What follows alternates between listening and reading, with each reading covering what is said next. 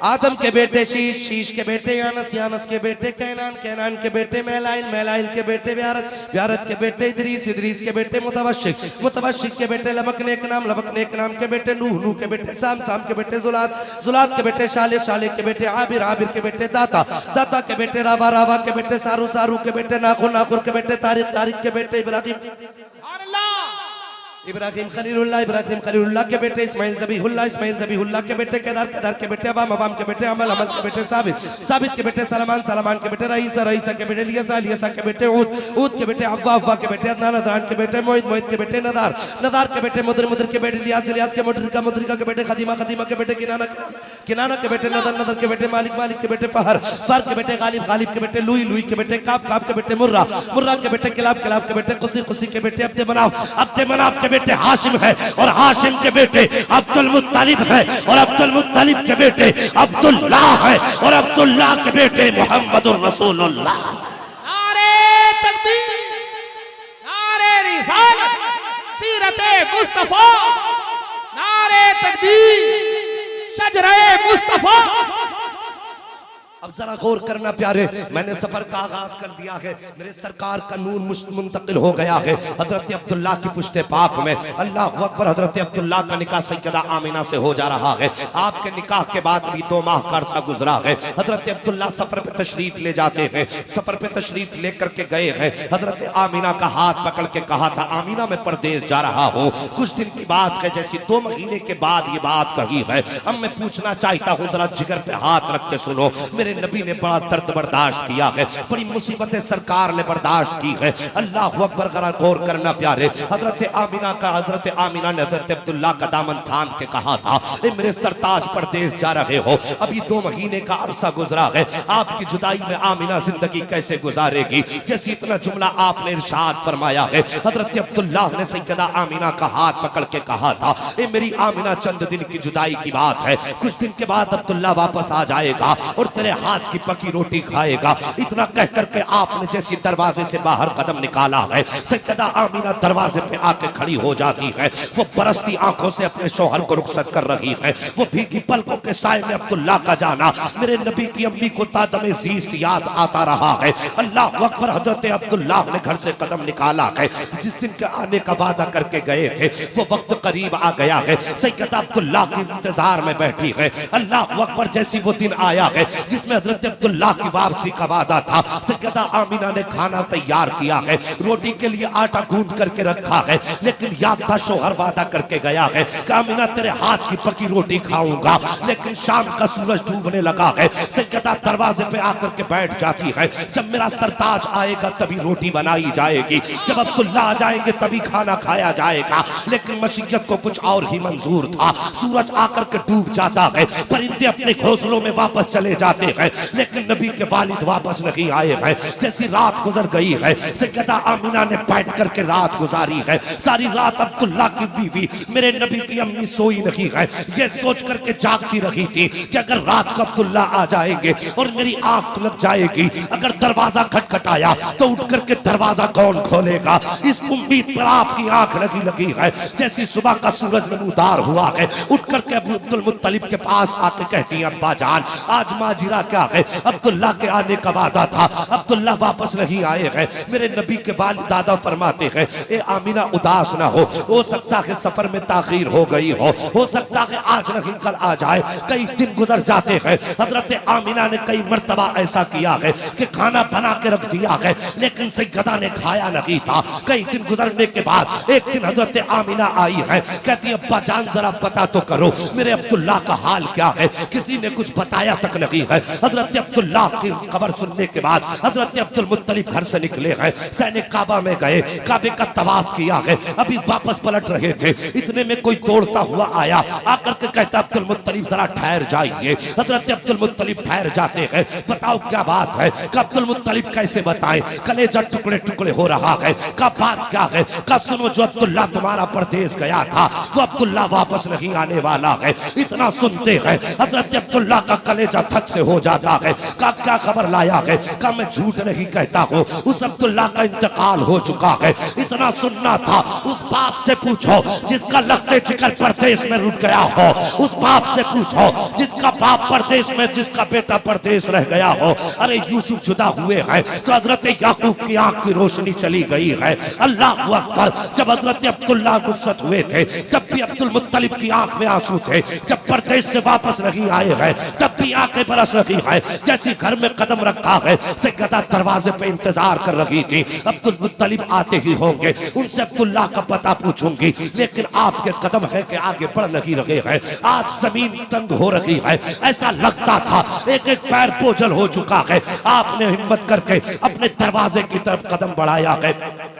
जैसी दरवाजे पे कदम रखा है, आहट हजरत आमिना ने सुन ली है, आपके कदमों की आवाज सुनी है, तोड़ करके आई है। दरवाजे पर जैसी हजरत अब्दुल मुत्तलिब ने कदम रखा है, कहती अब्बा जान बताओ मेरे अब्दुल्ला का कुछ पता चला है? इतना सुनना था। हजरत अब्दुल मुत्तलिब कहते हैं आमिना आज के बाद किसी के खाने का इंतजार मत करना, आज के बाद शाम को बैठ करके रास्ता नहीं देखना है। का अब्बा क्या कह रहे हो? कहा लखते जिगर तू जिस अब्दुल्ला का इंतजार कर रही है वो अब्दुल्ला वापस आने वाला नहीं है। इतना सुनना था। नबी की अम्मी दीवार से लग के हिचकी भर के रोने लग जाती है और बड़े दर्द के साथ रो करके कहा था ए मेरे परवरदिगारे आलम ये कौन सी घड़ी आ गई है? अभी तो मेरा लखते जिगर दुनिया में आया नहीं है, अभी इसने बाप का चेहरा तक नहीं देखा है, अभी बाप ने इसका चेहरा नहीं देखा है। मेरे मालिक बाप का इंतकाल पहले हो गया है। ए मेरे परवरदिगार मेरे बेटे को दुनिया में आने से पहले यतीम कर दिया गया है।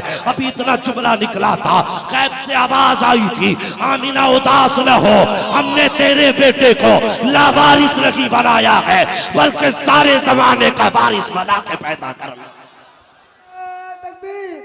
नारे रसालत साईं साहेब दावत सरजमीने हवी नवार कंडरागर। अल्लाहू अकबर। तवज्जो है आपकी? अल्लाह आपको सलामत रखे। ओ लोगों, फिर उसके बाद की जिंदगी कभी घरों में झांक के देखा करो।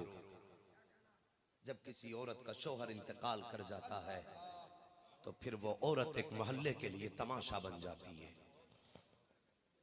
आज हमारी सोसाइटी का आलम यह है, अगर कोई गरीब बेवा हो जाती है और उसके बदन के कपड़े फटने लगे तो बजाय इसके कि कोई उसके कपड़ों से बदन को छुपाए, लोग उन फटे कपड़ों में झांकने की कोशिश करते हैं। गरीब औरतों की कीमतें लगाई जाती हैं चौराहों पर, गरीब बेटियों को खरीदने की कोशिश की जाती है। यह आज तेरा मेरा मुआशरा है। बेवा के लिए क्या शौहर की जुदाई का गम कम है? जो आज का मुआशरा उसे कदम कदम पे एक नई मौत देता है। अगर बेवा गरीब होती है, तेरे मेरे घर में बर्तन धोने जाती है तो चंद बिगड़े हुए अमीर रोडों पे खड़े होके कहते हैं एक रात के 500 रुपए देंगे, हमारे साथ जिंदगी गुजार ले। हया नहीं आती? तूने उस मदीने वाले का कलमा पढ़ा है जिसकी बारगाह में हातिम ताई की पोती आई थी और आके कहा था पैगंबर मेरे खानदान वालों ने मेरे सर की चादर छीन ली है। नबी ने अपनी मुजम्मिल वाली चादर कांधे से उतार के उस हातिम ताई की पोती के सर पे जैसी डाली थी, सहाबा ने कहा था आका ये तो दुश्मन की बेटी है, एक काफिर की बेटी को आप चादर दे रहे हैं। मेरे नबी को जलाल आ गया था और फरमाया था खामोश हो जा, बेटी बेटी होती है, चाहे वो काफिर की बेटी हो चाहे मोमिन की बेटी। नारे तकबीर, नारे रिसालत, सीरते मुस्तफा, अखलाके मुस्तफा, किरदारे मुस्तफा। आज उस नबी की उम्मत अपने नबी के कलमा पढ़ने वाली बेटियों के बदन के कपड़े नोचती है। हमें क्या हो गया है? अल्लाह अकबर। मैंने अर्ज किया था आपसे कि बेवा का दर्द वही औरत बता सकती है जिसके सर पे शोहर का साया ना रहा हो। भाई अल्लाह से दुआ करता हूं अल्लाह मेरे दिलदार भाई को लंबी उम्र अता फरमा, इसलिए कि इनके जिगर में सिर्फ जलसों का शौक नहीं बल्कि मिल्लत का दर्द भी है। मैं जानता हूं ये कितने गरीबों के काम आते हैं, कितनी बेवाओं के काम आते हैं और माशाअल्लाह बिना किसी तफरीक के, हिंदू हो के मुस्लिम हो, सिख हो के ईसाई हो, कोई भी इनके पास आता है तो उसका ये सोच के काम करते हैं यार जिसका भी भला हो जाए, जाने के बाद यही कहेगा यार काम उसने कराया हमारा जो कलमा मदीने वाले का पड़ता है। अल्लाह से दुआएं किया करो, अल्लाह हमसे वो काम ले ले जिससे तू भी राजी हो, तेरा मदीने वाला महबूब भी राजी हो जाए। जल से आप पूरी जिंदगी करते रहेंगे। मेरे बाद भी बड़ा अच्छा खिताब आपको सुनना है। वो लोगों मुस्तफा के किरदार को अपना लो। मेरे नबी की अम्मी ने कितना दर्द बर्दाश्त किया। ये उस दौर में बेवा हुई जिस दौर में औरत को पैर की जूती समझा जाता था। ये उस दौर में बेवा हुई जिस दौर में बेटे अपनी मां को बेच दिया करते थे। सुफियान भाई, मैं खून जिगर पेश कर रहा हूं, मुझे कोई इतना शौक नहीं है जबरदस्ती बोलने का, बस आप दिल से सुनेंगे तो बयान करूंगा। गौर करना प्यारे, उस दौर में नबी की अम्मी बेवा हुई जिस दौर में लोग औरतों को, माओ को बेटे बेच देते थे। बाप के इंतकाल के बाद माओ को बांटा जाता था, बेटे माओ को बीवी बना के रखते थे। ये उस दौर की बात करता हूं मैं। मेरे नबी की अम्मी बेवा हुई। अब क्या था, अब तो हर कदम कांटों पे था, हर सांस गले में फंस के आती थी। जिंदगी इतनी मुश्किल हो गई थी कि उस दर्द को मेरी औकात क्या मैं बयान कर सकूं। आज तक मुअर्रिख का कलम कमा हक़्क़हू तहरीर न कर सका। शोहर की जुदाई में दिन भी रो के गुजरता था, रात भी रो के गुजरती थी। रोते रोते गुजरते गुजरते 1 महीना गुजरा, 3 महीने गुजरे, 4 महीने गुजरे, 5 महीने गुजर गए। एक दिन अबू तालिब अब्दुल मुत्तलिब खाने काबा में तवाफ करने के लिए गए। बड़ा अच्छा सुन रहे हैं आप, अल्लाह आपको सलामत रखे।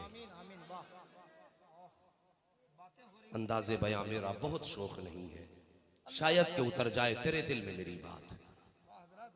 वो लोगों खाने काबा के तवाफ के लिए गए। मक्के के कुछ लोग इकट्ठा बैठे थे, कहने लगे अबू तालिब, अब्दुल मुत्तलिब कहा जी आपसे कुछ बात करनी है।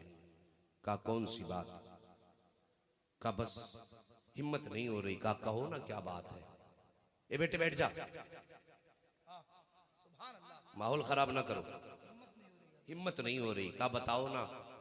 कहा अब्दुल मुत्तलिब तुम्हारे बेटा भी इंतकाल कर गया। इतना सुना आंखें बरसने लगी। हाँ मेरे जिगर का टुकड़ा था, मुझे सबसे प्यारा था अपने सारे बेटों में।